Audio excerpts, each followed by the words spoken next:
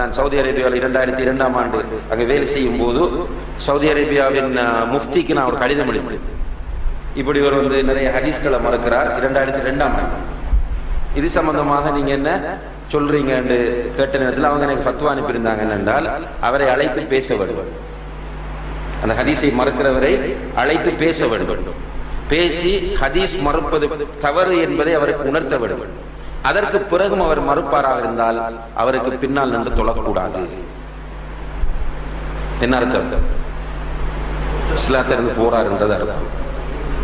கூப்பிட்டாங்க உடனே, நம்முடைய அந்த கடிதம் போன பிறகு உடனே கடிதம் அனுப்பினாங்க. அவர் வெப்சைட்ல போட்டிருப்பார், எல்லாத்தையும் நம்முடைய கடிதத்தையும் சேர்த்து எல்லாத்தையும் போட்டிருந்தாங்க. அவருக்கு விசா வந்தது. சவுதி அரேபியா தாருல் இஃப்தாவில் இருந்து விசா அனுப்பியிருந்தாங்க, ராபித்தா ஊடாக ஹஜ்ஜுக்கு விசா. நீங்கள் ஜித்தா ஏர்போர்ட்டுக்கு வந்து இறங்குங்க, அதில் இறங்கினத்திலிருந்து உங்களை நாங்கள் ரிசீவ் பண்ணி உங்களுக்கு தேவையான எல்லா ஏற்பாடுகளையும் நாங்கள் செய்கிறோம். அவர் ஒவ்வொரு கடிதமாக பரிமாறிட்டு கடைசி நேரத்தில் வளமையை போல என்னால் வர முடியாது என்று சொல்லி தப்பிட்டார். الحمدلله رب العالمين والصلاة والسلام على أشرف الأنبياء والمرسلين نبينا محمد وعلى آله وصحبه أجمعين. கண்ணியத்திற்குரிய அல்லாஹ்வின் அடியார்களே, அல்லாஹ்வுடைய இந்த மார்க்கத்தில் ரப்புல் ஆலமீன் தெளிவாக கட்டளையிடுகின்றான், அத்தீஉல்லாஹ வ அத்தீஉர் ரசூல். அல்லாஹ்விற்கு கீழ்ப்படியுங்கள், அல்லாஹ்வுடைய தூதருக்கு கீழ்ப்படியுங்கள். எப்படி ஒரு முஃமின் அல்லாஹ்வுடைய கட்டளைகள் குர்ஆனில் உள்ளவற்றுக்கு கீழ்ப்படிய வேண்டுமோ அதுபோன்று ரசூலுல்லாஹ் ஸல்லல்லாஹு அலைஹி வஸல்லம் கூறினார்கள் என்று நம்பத்தகுந்த அறிவிப்பாளர்கள் மூலமாக உறுதி செய்யப்பட்ட நபிமொழிகளுக்கு கண்டிப்பாக கீழ்ப்படிந்தே ஆக வேண்டும். அப்படி கீழ்ப்படியும் போதுதான் ரசூல் தூதருக்கு கீழ்ப்படியுங்கள் என்ற கட்டளையை அவர் நிறைவேற்றியவராக ஆகுவார். ஒரு ஹதீஸை சஹீஹான ஹதீஸ் என்று ஏற்பதற்கு அது நம்பத்தகுந்த சரியான அறிவிப்பாளர்கள் மூலமாக அறிவிக்கப்பட்டிருக்க வேண்டும். அப்படி அறிவிக்கப்பட்டால் அது ரசூலுல்லாஹ் ஸல்லல்லாஹு அலைஹி வஸல்லம் அவர்கள் கூறியது போன்றுதான். அதில் எந்த வகையிலும் சந்தேகம் கொள்வதற்கு நம்பிக்கையாளர்கள் யாருக்கும் அனுமதி கிடையாது. ஒரு மனிதர் தன்னுடைய அறிவினால் அல்லது தன்னுடைய அனுபவத்தினால் ஹதீஸை மறுப்பாரையானால் அவர் ரசூலுல்லாஹுடைய காலத்தில் வாழ்ந்திருக்கும் போது எப்படி முனாஃபிக்குகள் ரசூலுல்லாஹி ஸல்லல்லாஹு அலைஹி வஸல்லம் கூற்றை ஏற்க மறுத்தார்களோ அதுபோன்று மக்காவுடைய குறைஷி காஃபிர்கள் ரசூலுல்லாஹுடைய ஹதீஸுகளை கூற்றுகளை அவர்கள் அல்லாஹுடைய தூதர் என்பதை நம்ப மறுத்தார்களோ அதே சட்டத்தின் கீழ் தான் அவரும் வருவார். அவர் ரசூலுல்லாஹ்வுக்கு கீழ்ப்படியுங்கள் என்ற அந்த கட்டளையை மறுத்தவராக ஆகுவார். ஆகவேதான் ஹதீஸுகளை மறுப்பவர்கள் இஸ்லாமை விட்டு வெளியேறியவர்கள் என்பதாக நாம் கூறுகிறோம். என் பெயர் சுலைமான் ரஃபி. குர்ஆனுக்கு முறைப்படிய ஹதீஸுகள் ஏற்றுக்கொள்ளக்கூடாது நீங்கள் சொல்கிறீங்க. இதை மற்ற அமைப்புகள்லாம் கடுமையான விமர்சனம் பண்ணுதாங்க. மார்க்க அடிப்படையில் அதுக்குண்டான கரெக்டான விளக்கங்கள் கேட்குறேன். அதாவது நம்ம ஜமாத்தை பற்றி பல விமர்சனங்கள் பண்ணுறாங்க. அதில் ஒரு விமர்சனம் என்னன்னு கேட்டால், நீங்கள் ஆதாரபூர்வமான ஹதீஸுகளை நிராகரிக்கிறீர்கள் அப்படின்னு சொல்லி சில விமர்சனங்களை பண்ணிகிட்டு இருக்கிறாங்க. அதுவும் மிக கடுமையான விமர்சனம். எந்த அளவுக்குன்னா, இவங்க எல்லா ஹதீஸையும் அறிவை கொண்டே இவர்கள் தீர்மானிக்கிறாங்க. எல்லா அறிவு என்ன சொல்லுதோ அந்த அடிப்படையில் இவங்க தீர்மானிக்கிறாங்க. இவங்களுடைய அறிவு ஒன்றை பலவீனம் என்று சொல்லிவிட்டால் அல்லது இவங்களுடைய அறிவு ஒன்றை ஏற்றுக்கொள்ளவில்லை என்றால் உடனே அந்த ஹதீஸை நிராகரிச்சிருவாங்க அப்படின்னு சொல்லி குண்டக்க மண்டக்க எதையாவது ஒன்றை பேசிக்கிட்டு நானும் இருக்கிறேன் அப்படின்னு சொல்லிட்டு போகிறாங்க. ஆதாரபூர்வமான ஹதீஸுகளை நாம் மறுக்கிறோமா? ஒரு காலத்திலே மறுக்க மாட்டோம். ஆதாரபூர்வமான ஹதீஸை அறிவை கொண்டோ அல்லது வேறு ஏதாவது சிந்தனையை கொண்டோ ஒரு காலத்திலேயே நாம் மறுக்க மாட்டோம். மறுத்தால் நாம் காஃபிர். ஆதாரபூர்வமான ஹதீஸ்னா என்ன? முதல்ல அது அங்கேல வரணும். ஆதாரபூர்வமான ஹதீஸ்னா என்ன? நான் சொல்லக்கூடிய செய்தியை விட யார் நம்மளை கடுமையாக விமர்சனம் செய்கிறார்களோ அவங்க எழுதி வச்ச ஆதாரபூர்வமான ஹதீஸுக்கு அவங்க எழுதி வச்ச ஒரு கருத்தை நான் சொல்கிறேன். யார்? இந்த ஜாக்கு. அவங்க தானே சொல்கிறாங்க இவங்க ஆதாரபூர்வமான ஹதீஸை மறுக்கிறான் அப்படின்னாங்கல்ல.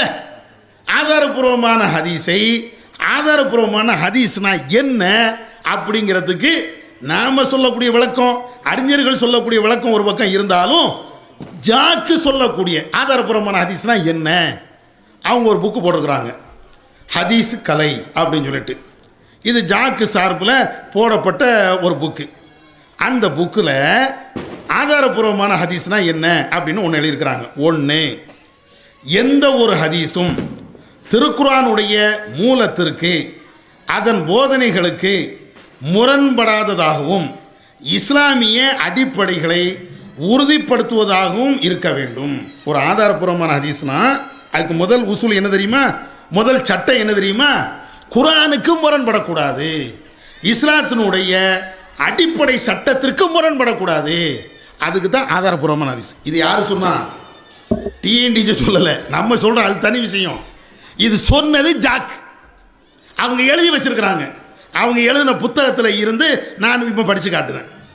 அவங்க தான் எழுதி வச்சிருக்கிறாங்க குர்ஆனுக்கு முரண்படக்கூடாது. குர்ஆனுக்கு முரண்பட்டதுன்னா அதுக்கு பேர் ஆதாரபூர்வமான ஹதீஸ் இல்லை. இப்போ நாம் சில ஹதீஸுங்கிற பேரில் எழுதி வச்சிருக்கக்கூடிய ஹதீஸுகளை மறுக்கிறோம். ஹதீஸுங்கிற பேரில் எழுதி வச்சிருக்கலாம். ஏன் மறுக்கிறோம்? அது குர்ஆனுக்கு நேர் எதிராக இருக்கிறது. நேர் எதிராக இருப்பதனால அது ஹதீஸ் இல்லை அப்படின்னு நாம் சொல்கிறோம். இது நாம் மட்டும் சொல்லலை, சஹாபாக்களுடைய காலத்தில் இருந்து இன்னை வரையும் இருக்குது. அது தனி விஷயம். சரி, இப்போ இதே கருத்தில் யார் இருக்கிறா? ஜாக்கும் இருக்குது. அப்புறம் எதுக்கு எங்களை விமர்சனம் பண்ணுறீங்க? கேள்வி ஆகலாம். ஆதாரபூர்வமான ஹதீஸை நீ மறுக்கிற அப்படின்னு நீங்கள் சொன்னீங்கன்னா சொல்வதற்கு உங்களுக்கு தகுதி இருக்கா? நீங்கள் தானே எழுதி வச்சிருக்கிறீங்க. குர்ஆனுக்கு முரண்பட்டால் அது ஆதாரபூர்வமான ஹதீஸ் இல்லை. இஸ்லாமிய அடிப்படை சட்டத்திற்கு முரண்பாடாக இருந்தால் அது ஆதாரபூர்வமான ஹதீஸ் இல்லை. நீங்கள் தானே எழுதி வச்சிருக்கிறீங்க. உங்கள் புத்தகத்தில் நீங்கள் எழுதி வச்சிருக்கிறீங்களே. இது அரபி புக்கு கூட கிடையாது, தமிழில் போட்டு வச்சிருக்கிறாங்க இதை. அப்போ தமிழில் நீங்கள் ஒரு புத்தகத்தில் நீங்கள் எழுதி வச்சிருப்பீங்க. வெளியில் பேசும்போது இன்னொரு முகத்தை அல்லது வேறு ஒரு வேஷத்தை போட்டு வரும். யாரை ஏமாத்துறிய? இந்த முதல்ல சொன்னாங்களா இல்லையா, நாங்களை எங்கள் சஹாபாக்களை பின்பற்றணும்னு சொன்னோம் அப்படின்னு சொல்லிட்டு புத்தகத்தில் சஹாபாக்களை பின்பற்றணும், அது கட்டாய கடமைன்னு எழுதி வச்சிருக்காங்கல்ல. அதே மாதிரி குர்ஆனுக்கு முரண்பட்டால் அது ஆதாரபூர்வமான ஹதீஸ் இல்லைன்னு எழுதி வச்சுக்கிட்டு குர்ஆனுக்கு எந்த ஹதீஸும் முரண்படாது, ஆதாரபூர்வமான ஹதீஸு குர்ஆனுக்கு முரணே படாது. இது எப்படி பேசுகிறாங்கன்னு ரொம்ப ஆச்சரியமாக இருக்குங்க. அதான் ஒரு மனுஷன் போய் பேசுவான், அது மனுஷனுடைய இயல்புங்களாம். ஆனால் எழுதுனதை அப்படியே மேடையில் அப்படியே மாற்றமாக பேசுகிறாங்கன்னா இது எப்படி பேசுகிறாங்க? ரொம்ப ஆச்சரியமாக இருக்குது. நீங்கள் தானே எழுதி வச்சிருக்கிறீங்க. நீங்கள் எழுதி வச்ச முதல்ல உங்களுக்குள்ளே ஒரு விமர்சனமாக பண்ணுங்க. நாம் இப்படி எழுதி வச்சிருக்கிறோம், குர்ஆனுக்கு முரண்பட்டால் அது ஆதாரபூர்வமான ஹதீஸ் இல்லை அப்படின்னு எழுதி வச்சிருக்கிறோம். அப்படின்னா நீங்கள் உங்களுக்குள்ளே ஒரு ஆலோசனை பண்ணி ஏற்கனவே எழுதின புக்கு எல்லாத்தையும் தூக்கி குப்பையில் எரிஞ்சிட்டு அது எல்லாம் தப்புன்னு சொல்லிட்டு அப்பமா பேசுங்க. நீங்கள் எழுதின புக்கு வெப்சைட்டில் நீங்கள் தான் ஏற்றி வச்சிருக்கிறீங்க, நெட்டில் ஏற்றி வச்சிருக்கிறீங்க, நாங்கள் அதில் தான் டவுன்லோட் பண்ணுறோம். ஜாக்குன்னு போட்டு எழுதி வச்சிருக்கிறீங்க. ஹதீஸ் கலைங்கிற புக்கில் நீங்கள் தான் எழுதி வச்சிருக்கிறீங்க. அப்போ நீங்கள் எழுதின இதுக்கு இப்படி பண்ணுறது எந்த உங்கள் எழுத்துக்கு நீங்கள் மாறுபட்டு பேசுகிறது எந்த விதத்தில் நியாயம்? கேள்வி இதுதான். நீங்களா ஒன்றை உருவாக்குறீங்க, நீங்களா அதுக்கு எதிர்த்து பேசுகிறீங்களே, எந்த அடிப்படையில் இது சரி? சரி, விஷயத்துக்கு வருவோம். இப்போ அவங்களுடைய உசூல் தான் இது. அவங்களுடைய உசூல் இல்லை, எல்லா அறிஞர்களும் இந்த உசூலை வச்சிருக்கிறாங்க. உதாரணத்துக்கு சொல்ல போனால் ரசூலுல்லாஹ்வுடைய காலத்திற்கு பின்னால் உமருடைய காலத்தில் இருந்து குர்ஆனுக்கு முரண்பட்டால் ஏற்றுக்கொள்ளக்கூடாது. எந்த செய்தியாக இருந்தாலும் குர்ஆனுக்கு முரண்பட்டால் ஏற்றுக்கொள்ளக்கூடாது, அது ஹதீஸே இல்லை அப்படின்னு அன்னையிலிருந்து இன்னை வரையும் எழுதி வச்சிருக்காங்க. உதாரணத்துக்கு ஒன்று சொல்கிறேன்னு, ஃபாத்திமா பின்த் கைஸ் எங்கக்கூடிய ஒரு பெண் சஹாபி, அவங்களுடைய கணவர் அவங்கள 3 தலாக் முத்தலாக்னா விட்டு அவங்க பிரிஞ்சுட்டாங்க. இப்போ பிரிஞ்சு இதாவில் இருக்கக்கூடிய அந்த நேரத்தில் இந்த ஃபாத்திமாவுடைய கணவர் தலாக்கு விட்டாரா இல்லையா, அவர் தன்னுடைய ஊழியர்கிட்ட கொஞ்சம் கோதுமையை கொண்டு போய் என்னுடைய அந்த தலாக்கு விடப்பட்ட ஃபாத்திமாட்ட கொடுங்கிறாங்க. அவர் வாரார், இந்த பெண்ணிட்ட கொடுக்குறாங்க. இந்த ஃபாத்திமா பின்த் கைஸு அதை நான் வாங்க மாட்டேன் அப்படின்னு சொல்லிட்டு நான் இதை ரசூலாட்ட போய் கேட்பேன். உடனே ரசூலாட்ட வராங்க, அல்லாஹ்வின் தூதரே, என்னுடைய கணவர் தலாக்கு விட்டுட்டாரு, இப்போ அவர் எனக்கு ஜீவனாம்சம் தருகிறார், எனக்கு உதவி தொகையெல்லாம் தருகிறார், இதை நான் வாங்கலாமா அப்படின்னு சொன்ன உடனே ரசூலுல்லாஹ் சொல்கிறாங்க, இல்லை வாங்கக்கூடாது அப்படின்னு ரசூலுல்லாஹ் சொல்லிட்டாங்களாம். உதவி தொகை மட்டும் இல்லை, அந்த பெண்ணு கணவனுடைய வீட்டிலையும் அந்த தலாக்கு விட்டாரா இல்லையா, அந்த கணவனுடைய வீட்டிலையும் இருக்கக்கூடாது என்று ரசூலுல்லாஹ் சொல்லிட்டாங்க அப்படின்னு ஃபாத்திமா பின்த் கைஸ் சொல்கிறாங்க. நல்ல விளங்குங்க, தலாக்கு விடப்பட்ட பெண்ணு அவங்களுக்கு ஜீவனாம்சம் கிடையாது, கணவனுடைய வீட்டிலையும் தங்கக்கூடாது என்று ரசூலுல்லாஹ் சொன்னதாக ஃபாத்திமா பின்த் கைஸ் சொல்கிறாங்க. இதை உமருடைய காலகட்டத்தில் இந்த செய்தி அவங்களுக்கு தெரியுது. உமர் ரலியல்லாஹு தஆலா அன்ஹுக்கு இந்த தகவல் வருது. உடனே உமர் அவங்க சொல்றாங்க, ஒரு பெண்ணனுடைய கூற்றுக்காக வேண்டி நான் அல்லாஹ்வுடைய வசனத்தை விட போறதில்லை. ஏன்? அல்லாஹ் குர்ஆன்ல என்ன சொல்றான் தெரியுமா? தலாக்கு விடப்பட்ட பெண்களை நீங்கள் உங்களுடைய வீடுகளில் இருந்து வெளியேற்றி விடாதீர்கள் என்று அல்லாஹ் குர்ஆன்ல சொல்றான். ஆனா இந்த பெண்ணு என்ன சொல்றாங்க? ரசூலுல்லாஹ் சொன்னதாகத்தான் அந்த பெண்ணு சொல்றாங்க. என்ன சொல்றாங்க? இல்ல, அது தலாக்கு விடப்பட்ட பெண்ணை கணவன் வீட்டில் இருக்கக்கூடாது, உதவி தொகை வாங்கக்கூடாது அப்படின்னு சொன்னதாக சொல்றாங்க. இதை ஏற்றுக்கொள்ள முடியாது, குர்ஆனுக்கு மாற்றம். யார் சொல்றா? இரண்டாவது கலீஃபாவாக இருந்த உமர் ரலியல்லாஹு தஆலா அன்ஹு. இப்போ நாங்கள் என்ன கேட்குறோம்? உமர் ரலியல்லாஹு தஆலா அன்ஹு அவங்க ஃபாத்திமா பின்த் கைஸ் சொன்ன அந்த செய்தியை மறுத்தாங்களே, அவங்க காஃபிரா? சொல்லு. உமர் மறுத்தாங்களே, இன்னைக்கும் அந்த செய்தி ஆதாரபூர்வமான புத்தகத்தில் பதிவு செய்யப்பட்டிருக்குது. உமர் காஃபிரா? உமர் மட்டுமில்ல, இதே ஆயிஷா ரலியல்லாஹு தஆலா அன்ஹா அவங்க உமரும் இப்னு உமரும் சொன்ன நிறைய செய்திகளை அவங்க மறுக்கிறாங்க. அப்ப அவ்வளவு செய்திகளையும் குர்ஆனுடைய வசனத்தை ஓதி காட்டி, ஆயிஷா நாயகியும் சரி உமரும் சரி குர்ஆனுடைய வசனத்தை ஓதி காட்டி நீங்க சொல்றது அது சரியில்லை. இப்ப ஆயிஷா நாயகியை காஃபிர்னு சொல்லுவீங்களா? உமரை நீங்க காஃபிருப்பீங்களா? ஹதீஸ மறுத்த கூட்டம் சொல்லுவீங்களா? முஅ்தஸிலா கூட்டம் என்று நீங்க சொல்லுவீங்களா? தைரியம் இருந்தா பேசிப்பார். சவால் விடுறோம். உமர் உங்களுக்கு முடிஞ்சது என்றால் உமர் காஃபிர் என்று நீங்க சொல்லுங்க. ஏன்னா அவங்க ஃபாத்திமா பின்த் கைஸ் அறிவிக்கக்கூடிய செய்தியை மறுக்கத்தான் செய்யறாங்க. ஏராளமான செய்தி. இதே ஃபாத்திமா பின்த் கைஸ் உடைய தகவலை மறுவான் அவரும் மறுக்கிறார். சஹீஹ் முஸ்லிம்ல இடம்பெறுகின்ற ஒரு செய்தி. அப்ப இவங்க எல்லாரும் மறுமான காஃபிர்னு சொல்லுங்க, உமரை காஃபிர்னு சொல்லுங்க.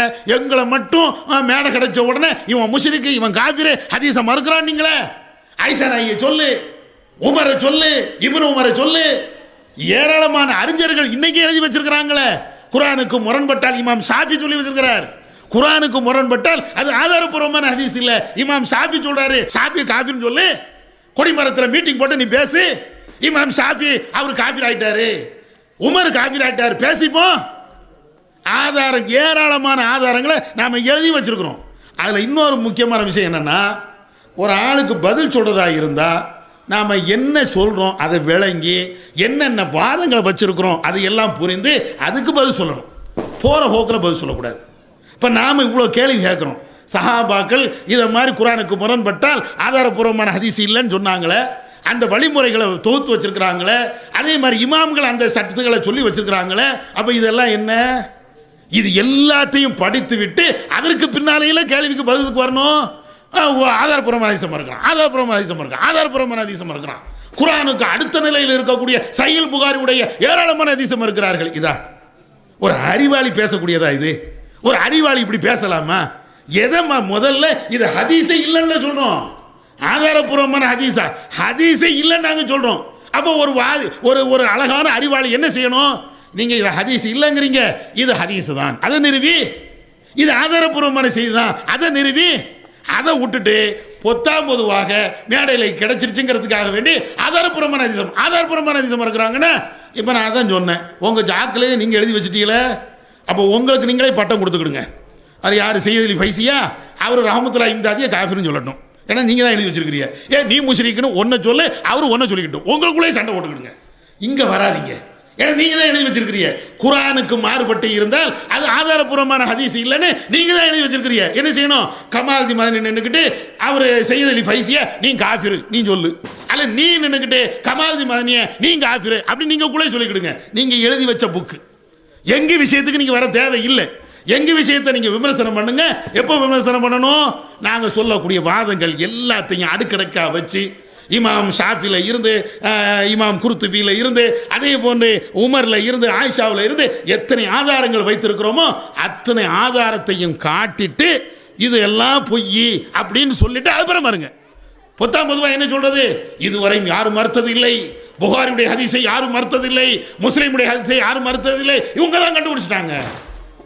அட புகாரியுடைய ஹதீஸை மறுத்தாங்கன்னு புகாரிலே இருக்குது. புகாரியுடைய ஹதீஸை மறுத்தாங்கன்னு புகாரிலே இருக்கும்போது, அவரே பதிவு செய்திருக்கும் போது, அப்புறம் நீங்க என்ன ஹதீஸையா படிக்கணும்ல, புகாரியுடைய நூலையாவது படிக்கணும்ல. முஸ்லீமுடைய நூலையாவது படிக்கணும்ல. அப்போ அதனால் இது மேம்போக்காக பேசுவது சரியில்லை. அவர்களுடைய நூல்லையே, அதாவது ஜாக்குடைய நூல்லையே இதற்கு பதில் அவங்களே எழுதி வச்சிருக்கிறாங்க. ஆனால் அந்த பதில் சரியான பதில். அந்த குர்ஆனுக்கு முரண்பட்டால் அது ஆதாரபூர்வமான ஹதீஸ் இல்லை என்று அவங்க எழுதி வச்சிருக்கிறாங்களே, அது சரியான ஒன்று. அதைத்தான் நாம் சொல்கிறோம். எந்த ஆதாரபூர்வமான ஹதீஸையும் நாம் நிராகரிக்க மாட்டோம், நிராகரிக்க தேவையில்லை அப்படிங்கிறதை இப்போ பகிரங்கமாக சொல்கிறோம். எல்லாரும் இப்போ மட்டும் நம்ம சொல்லலை, பல காலமாக இதைத்தான் சொல்லிட்டு இருக்கிறோம். அறிவிப்பாளத்தோட சரியா உள்ள செய்தியை மறுத்தா வழிகேடர், காஃபிர், அவன் பின்னான்னு தொழக்கூடாது. இதானே ஃபர்ஸ்ட் சொல்லு. ஆயிஷா அறிவிப்பாளத்தோட சரியா உள்ள செய்தியை மறுத்திருக்கிறாங்களா இல்லையா? மறுத்திருக்கிறாங்க. பட்டியலா மட்டும் உங்களுக்கு நான் சொல்லிடுறேன். சகுனம் 3ல இருக்கு அப்படின்னு சில செய்திகள் வருது. எந்தெந்த செய்திகள்லாம் வருது? 3னா என்ன? பெண்ணு, வீடு, வாகனம். பெண், வீடு, வாகனம், இந்த 3லையுமே சகுனம் இருக்கிறது. இந்த 3ல மட்டும் சகுனம் பார்க்கலாம் அப்படின்னு ரசூலுல்லாஹ் சொன்னதா? புகாரில 2858, 5093, 5753, 5772 இதெல்லாம் புகாரி நம்பர். முஸ்லீம்ல 4127, 4128 இந்த செய்திகள் எல்லாம் இருக்கு. பெண்ணு, வீடு, வாகனம், இந்த 3லையுமே சகுனம் இருக்கிறது, பார்க்கலாம் ரசூலுல்லாஹ் சொன்னாங்க. ஆனால் இந்த செய்தியை இப்போ நம்ம சொன்னோம்ல, இவ்வளவு இலக்கத்தில் உள்ள செய்தியை ஆயிஷா ஏற்றுக்கலை. அது எப்படி ரசூலுல்லாஹ் சொல்லியிருப்பாங்க இந்த 3லையும் சகுனம் இருக்குன்னு? ரசூலுல்லாஹ்வுடைய பிரச்சாரம் அது இல்லையே. ரசூலுல்லாஹ் என்ன சொன்னாங்க? உங்களுக்கு ஏற்படுகிற எந்த துன்பமாக இருந்தாலும் அது அல்லாஹ்வின் புறத்தில் ஏற்கனவே விதித்த விதிப்படி தான் நடக்கிறது. இதைத்தான் ரசூலுல்லாஹ் சொன்னாங்க. அறியாமை காலத்தில் உள்ள மக்கள் சகுனம் பார்த்துருக்காங்க, இப்படித்தான் ரசூலுல்லாஹ் சொன்னாங்க. இந்த 3லையும் சகுனம் இருக்குன்னு ரசூலுல்லாஹ் சொல்லலை, ஆணித்தரமாக மறுத்துட்டாங்க. அப்போ புகாரியில் நம்ம சொன்ன அவ்வளவு இலக்கத்தில் பதிவான செய்திகள் ஆயிஷா மறுத்துட்டாங்க, ஏற்கலை. முஸ்லீமில் பதிவான செய்தி ஆயிஷா ஏற்கலை, மறுத்துட்டாங்க. இப்போ ஆயிஷா யாரு? இதெல்லாம் இன்னும் ஏராளமான செய்திகள் இருக்கு, உங்களுக்கு புத்தகத்தில் நம்ம சொல்லியிருக்கிறோம். இந்த ஒரு கேள்விக்கு அவரிடத்துல பதில் வந்து விட்டால் போதும். இந்த ஒரு கேள்விக்கு பதில் இருக்கா? எங்களை பார்த்து சொல்லலப்பா, நாங்கள் எந்த செய்தியை மறுக்கிறோம்? நீங்கள் ரசூலுல்லாஹ் பேரில் சொல்கிற அசிங்கத்தை நாங்கள் மறுக்கிறோம், ஆபாசத்தை மறுக்கிறோம். ஒரு அந்நிய பெண்மணியை இன்னொரு ஆளுக்கு பால் கொடுங்கன்னு சொன்ன அசிங்கத்தை மறுக்கிறோம், ஆபாசத்தை மறுக்கிறோம். ரசூலுல்லாஹ் ஒரு அந்நிய பெண்மணியோட தனிமையில் இருந்தாங்க, பேன் பார்க்க அனுமதிச்சாங்கன்னு சொன்ன அசிங்கத்தை மறுக்கிறோம், ஆபாசத்தை மறுக்கிறோம். ரசூலுல்லாஹ்வுடைய கண்ணியத்திற்காக அந்த செய்தியை நாங்கள் மறுக்கிறோம். இஸ்லாத்தின் கண்ணியத்திற்காக அந்த செய்தியை ஏற்றுக்கொள்ள முடியாதுங்கிறோம். குர்ஆனுக்கு மாத்தமா இருக்கு, ரசூலுல்லாஹ் சொன்ன ஆதாரப்பூர்வமான நபிமொழிகளுக்கு மாத்தமா இருக்குங்கிற காரணத்தினால். அதனால எங்களை பார்த்து ஹதீஸ் மறுப்பாளர்ங்கிறிய, வழிகேடர்னு சொல்றிய. ஆயிஷா யார்? இதுக்கு மட்டும் பதில் சொல்லு. ஒருத்தண்டையும் பதில் இல்லை. ஒரே ஒருத்தர் 1-2 பேர் மட்டும் என்னமா சொல்லுவாங்க? ஆயிஷா தப்பு பண்ணிட்டாங்க, ஓஹோ நாங்கள் செஞ்சா வழிகேடு, நாங்கள் செஞ்சா காஃபிரு, எங்களுக்கு பின்னால் இன்னும் தொழக்கூடாது. ஆயிஷா செஞ்சாங்க, இமாம்கள் பண்ணாங்கன்னா இமாம்கள் தவறளித்து விட்டார்கள், அது தவறு.